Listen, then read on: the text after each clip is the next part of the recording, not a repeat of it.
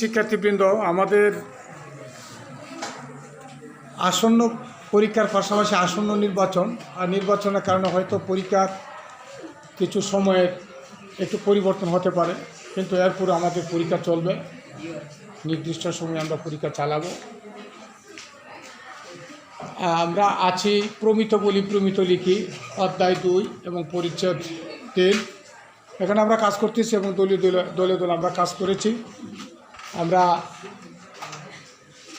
এখন কাজ করেছি যে একক কাজ, এবং সেটা ছিল কবি পরিচিতি, গল্প, যাত্রার কবি পরিচিতি, তাত্ত্বিক প্রশ্নের কোশ্চেন পেপার প্রদর্শনের উপস্থাপন চলছে। আমরা একজন শিক্ষার্থীর একক কাজ উপস্থাপনা শুনব।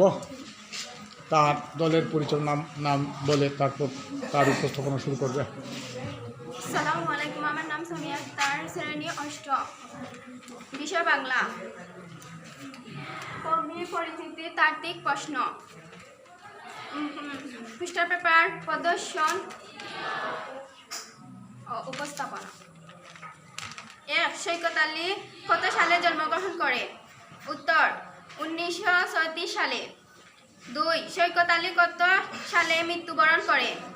উত্তর 2018 সালে। 3. সৈকত আলী গল্পের লেখক কে?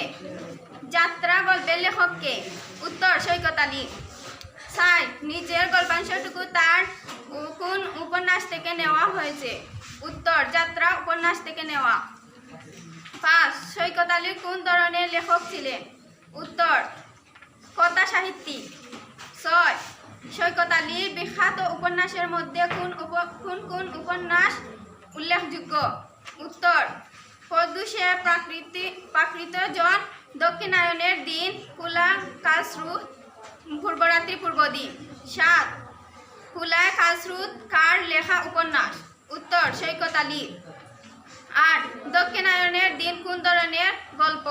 উত্তর উপন্যাস। 9. সৈকত আলীর একটি বিখ্যাত উপন্যাসের নাম কি? উত্তর পূর্বরাত্রি পূর্বদিন। 10. পূর্বরাত্রি পূর্বদিন কার উল্লেখযোগ্য উপন্যাস? উত্তর সৈকত আলী। ধন্যবাদ।